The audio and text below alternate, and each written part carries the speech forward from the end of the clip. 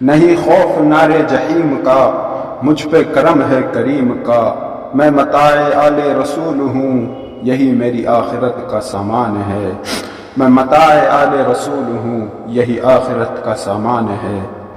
اللہ تعالیٰ مجھے اور آپ کو صحابہ کی محبت، آل رسول کی محبت، آل رسول سے محبت ایمان کا حصہ ہے، حقیقت کا حصہ ہے، عقیدت کا حصہ ہے۔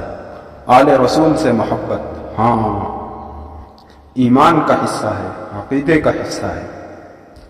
آج بھی زمانے میں چرچا حسین کا۔ ایک ہندو تھے، انہیں آل رسول سے کیا محبت تھی؟ وہ تھے کہ اپنے عقیدے میں آگے نکل گئے۔ ضروری نہیں کہ جو وہ کہہ رہا ہے ہمارا عقیدہ بھی وہی ہو، لیکن اس کا عشق دیکھیے، اس کی محبت دیکھیے، اس کا وشواس تو دیکھیے۔ ہندو تھا۔ ہم نے اپنی زندگی میں رب کو رب کا مقام دیا ہوا ہے، مدینے والے کو مدینے والے کا مقام دیا ہوا ہے، اور صحابہ اہل بیت کو انہیں اپنا مقام دیا ہوا ہے۔ وہ شخص ہندو تھا، اس نے ساری انتہا توڑ دی اور عشق کی انتہا کو پہنچ گیا۔ آج بھی زمانے میں چرچا حسین کا، چلتا ہے ساری دنیا میں سکہ حسین کا۔ وہ کہتا تھا کہ اگر انڈیا میں آ جاتے تو ہم انہیں بھگوان کہتے۔ ہر ہندو نام جمتا پوجا میں حسین کا۔ مذہب کی قید نہیں ہے ذکر حسین میں، مسلمانوں یہ حسین آئے ہیں صرف تمہارے لیے۔ مذہب کی قید نہیں ہے ذکر حسین میں، ہر حق پرست ہو گیا شیدا حسین کا۔ اہل حق تو پڑھتے ہیں کلمہ رسول کا، مسلمانوں تم رسول کا کلمہ پڑھتے ہو۔ اہل حق تو پڑھتے ہیں کلمہ حسین کا، اور ہندوؤں نے پڑھ لیا کلمہ حسین کا۔ راوڑ کی طرح گیا تو دنیا سے یزید، لیکن دلوں پہ آج بھی ہے قبضہ حسین کا۔ لیکن دلوں میں آج بھی ہے قبضہ حسین کا۔ لیکن دلوں میں آج بھی ہے قبضہ حسین کا۔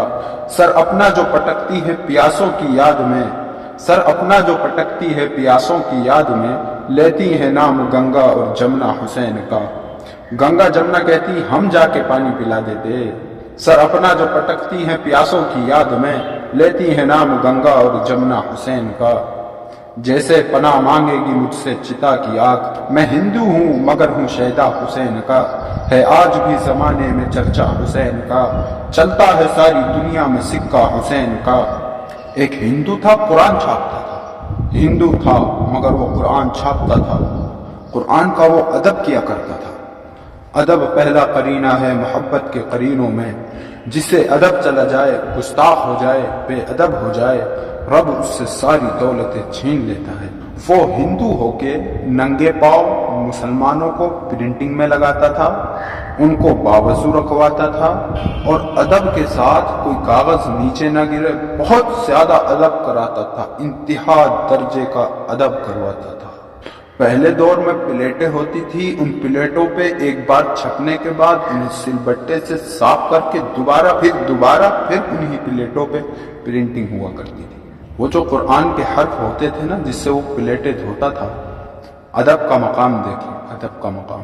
وہ جو پلیٹیں دھوتا تھا، ان پلیٹوں کے پانی کو اکٹھا کرتا تھا، کسی پاک جگہ پر، کسی نہر میں، کسی ندی میں، کسی قبرستان میں وہ پانی لے جا کر خود گراتا تھا، اس لیے کہ یہ پانی کسی کے پاؤں کے نیچے نہ آ جائے۔ ہاں، ادب یہ تھا، ادب یہ تھا، ادب یہ تھا، ادب یہ تھا۔ اب آگے سنیں، بھائی بڑے کام کی بات بتا رہا ہوں، آگے سنیں کیا ہوا۔ 1950 کے بعد وہ منشی پرنٹر والا مر گیا۔ جب اس دنیا سے رخصت ہوا، ہندوؤں نے ساری لکڑیاں اکٹھی کی، چتا بنائی۔ میں نے وہ جگہ دیکھی ہے، شمشان گھاٹ، اب بھی وہاں پر ہندو ہیں، وہ ہندو ہیں، وہ وہاں پہ اب بھی چتا جلاتے ہیں۔ میں وہاں گیا، وہ بتا رہے تھے بعض میتیں ایسی ہیں جو 1 منٹ میں جل کر راکھ ہو جاتی ہیں، اور بعض میتیں ایسی ہیں جو 3 دن تک جلتی رہتی ہیں۔ ان کی میتیں بڑی سخت ہوتی ہیں، اور جو مالدار ہوتا ہے ہندو، اسے بادام روغن سے یا دیسی گھی سے جلاتے ہیں، اور جو غریب ہوتا ہے اسے مٹی کا تیل چھڑک کے آگ لگا دیتے ہیں۔ کہا کہ جب اس کی میت پہ گھی ڈالا گیا، مالدار تھا، اور دیسی گھی گائے کا ڈالا اور اس کو آگ لگائی، آگ نہ لگی، آگ نہ لگی۔ پھر سوچا کہ لکڑیوں میں کوئی بات ہے، پھر لکڑیوں کو چھوٹا کیا اور سوکھی ہوئی چھوٹی چھوٹی لکڑیاں لگائی، پھر اس کے اوپر سے دیسی گھی ڈالا، بادام کا روغن ڈالا، پھر اس کے بعد آگ لگائی، لیکن آگ نہ لگی۔ پھر ادھر سے آ کے آگ لگائی، آگ نہ لگی، پھر ادھر سے جا کے آگ لگائی، آگ نہ لگی، پھر اس کے بعد اس پر اور گھی ڈالا اور روغن بادام ڈالا، لیکن آگ نہ لگی۔ وہ بھی کون لوگ؟ پرانے لوگ جو روز کے آگ لگانے والے، جنہوں نے ہزاروں کے حساب سے چتائیں جلا دی، وہ ہو گئے پریشان کہ آگ کیوں نہ لگی۔ وہاں پہ جو نوکر تھے، وہاں پہ جو ملازم تھے، جو کام کرنے والے تھے، وہ سب کہنے لگے کہ یہ کوئی اور راز ہے، کوئی اور بات ہے، ایسا نہیں ہو سکتا اتنا گھی ڈالا جائے اور لکڑیوں میں آگ نہ لگے۔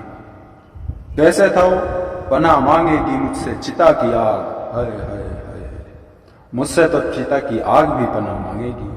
میں دنیا والوں کا غلام تو ہوں نہیں، میں تو مدینے والے کا غلام ہوں، میں اس کی شان کریمی کا رنگا ہوا ہوں، مجھے کیا یہ آگ جلا سکے گی؟ جیسے ہی پناہ مانگے گی مجھ سے چتا کی آگ، آخر کار تھک گئے۔